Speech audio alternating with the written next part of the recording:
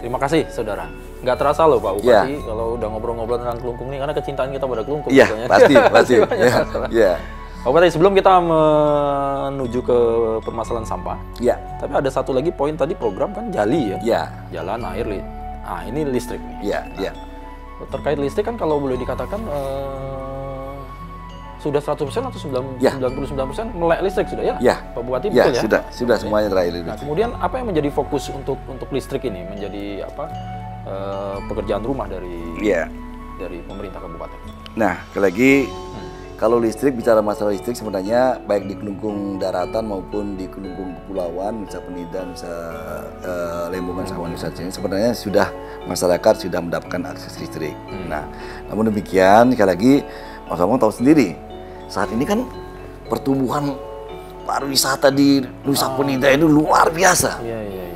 Sekarang itu masyarakat atau investor sudah mulai dan sudah tumbuh keinginan untuk berinvestasi, baik untuk membangun pendukung pariwisata seperti hotel, restoran, kemudian juga fasilitas-fasilitas industri rumah tangga juga, di mana semuanya ini sangat membutuhkan listrik yang besar. Nah, tentunya apalagi dari Pemkab Kelungkung dan juga apalagi PLN sudah mengantisipasi untuk kebutuhan listrik sampai dengan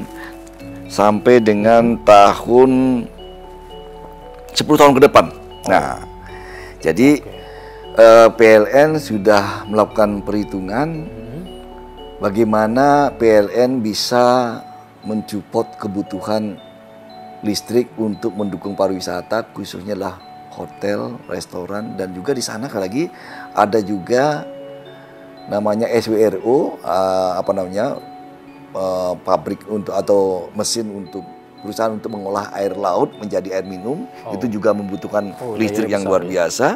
Nah, ini saya untuk kebutuhan sampai dengan 10 tahun mendatang. Diproyeksikan berapa Pak? Diproyeksikan itu adalah saat ini beban tertingginya, beban pembacaan adalah 13 megawatt. Kemudian nah kemudian sesuai dengan neraca daya prediksi beban puncak di tahun 2033 adalah sebesar 226,2 megawatt. Ini data dari PLN. Sehingga sekali lagi sekarang itu sebenarnya besar. Hampir 100% kebutuhan untuk 10 tahun mendatang. Nah, tentunya dari PLN juga sudah memiliki roadmap dan sudah berkomunikasi kami dengan Pemkab Kelungkung bagaimana memenuhi kebutuhan listrik di Nusa Penida secara bertahap, dan PLN juga sudah memiliki roadmap untuk kebutuhan tersebut. Jadi sekali lagi kami mendukung, tentunya pemerintah Kabupaten Kelungkung sangat mendukung rencana peningkatan kapasitas pembangkit listrik di Nusa Penida. Nah, tentunya ini sudah direncanakan, mungkin Mas Bambang mungkin pemirsa, bahwa untuk memenuhi kebutuhan 26,2 megawatt ke depan, PLN sudah membuat roadmap-nya, yaitu melalui pembangunan pembangkit listrik tenaga surya, itu di Nusa Penida dengan kapasitas 4,5 megawatt tahun 2025. Tahun depan. 1 tahun depan. Nah, kemudian akan membangun juga mengenai PLTS Ketco 3,5 megawatt tahun 2026. Sehingga ada juga PLTB tenaga bayu, itulah Nusa Penida sebesar 7,5 megawatt tahun 2026, dan interkoneksi. Nah, apalagi interkoneksi kabel laut itu adalah 40 megawatt tahun 2029. Karena sekali lagi saat ini kebutuhan PLN listrik di Nusa Penida, Lembongan sama Ceningan itu tidak terkoneksi menggunakan jaringan listrik yang ada di Pulau Bali, di Pulau Bali. Jadi inilah 10 tahun mendatang, apalagi jadi 4 sumber main semua. Surya Bayu juga angin dan juga interkoneksi. Saat ini juga di sana ada pembangkit listrik tenaga diesel juga ada. Nah, ini sekali lagi untuk tenaga dieselnya memang dari pihak PLN juga sudah menyampaikan keinginannya, rencana kepada kami untuk bisa menambah kapasitas pembangkit listrik tenaga diesel ini. Dan sekali lagi saya hanya minta silakan PLN lagi tolong ambang batas untuk masalah polusi udara maupun polusi suara itu bisa dipenuhi sehingga masyarakat tidak akan menolak apabila ada pembangkit listrik tenaga diesel. Jadi listrik sebenarnya sudah roadmap-nya sudah jelas. Mudah-mudahan pertumbuhan pariwisata sudah diantisipasi kelistrikannya oleh PLN. Kita bungkus nih Mas. Bungkus listrik ya. Nah, yang krusial satu lagi sampah. Ini menarik nih sampah. Kelungkung ini kan. Ya. Sudah banyak metode-metode yang dilakukan. Ya. Kita kenal juga ada TOS, kemudian ada yang secara mandiri juga masyarakat. Ya. Nah, sebetulnya bagaimana sih Pak Bupati dari posisi pemerintah kabupaten untuk menyelesaikan masalah sampah di Kelungkung ini? Ya, kembali lagi sampah memang masih menjadi salah satu PR di Kabupaten Kelungkung. Tapi sekali lagi mungkin saya pisah dulu antara pengelolaan sampah di Kelungkung daratan dengan Kelungkung kepulauan ya. Nah, baik. Jadi sekali lagi kalau kita bicara dulu masalah sampah di Kabupaten Kelungkung di kepulauan, di daratan. Di darat. Dia. Sebenarnya kalau saat ini ya, Mas Bambang ya, kita bicara sampah sebenarnya masalah sampah yang di Kabupaten Kelungkung di daratan ini relatif sebenarnya sudah bisa diatasi. Maksudnya kenapa? Saya bilang dia bisa diatasi. Sekarang ini TPA Sinti, tempat pembuangan akhir ya, sampah di Kelungkung ini sudah ditutup oleh masyarakat. Betul. Jadi hanya boleh membuang sampah residu saja.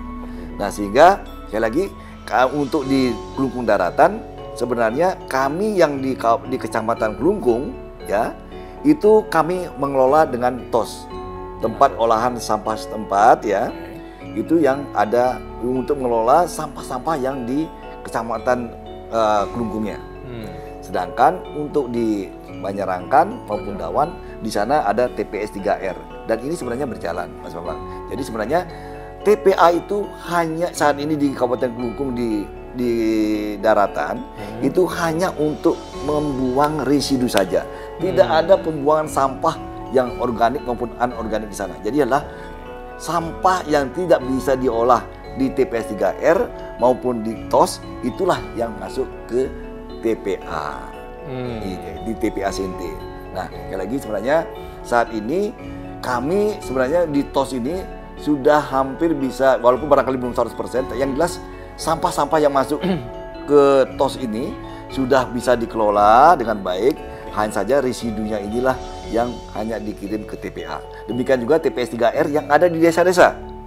Nah, mereka TPS 3R berjalan di desa, ya dikelola oleh desa karena dia memiliki pengelolaan sampah juga, dan itulah hanya residunya saja bisa dikirim ke TPA kalau memang tidak bisa diolah sampahnya di TPS 3R.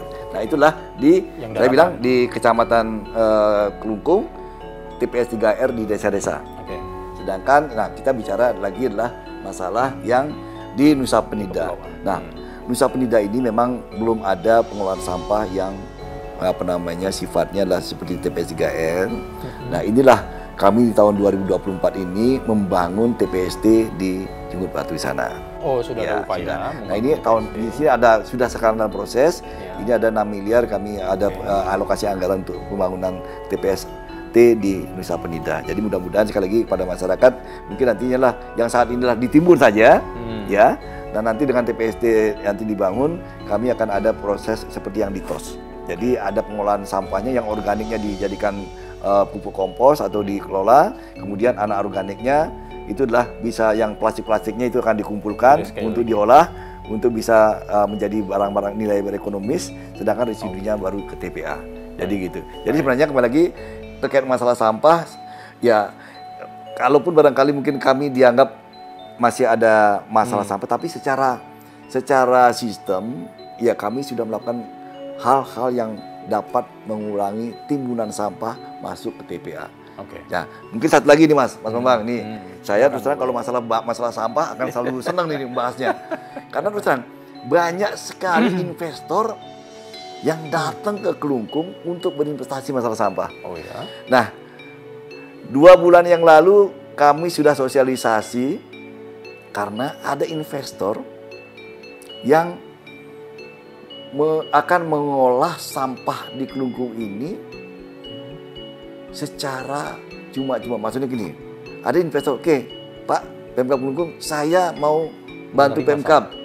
Saya mau bangun pabrik pengolahan sampah berbasis teknologi. Nah, lagi, jadi ada pengelolaan sampah yang berbasis teknologi yang sudah diajukan oleh investor kepada Pemkab Kelungkung dan kami sudah sosialisasi.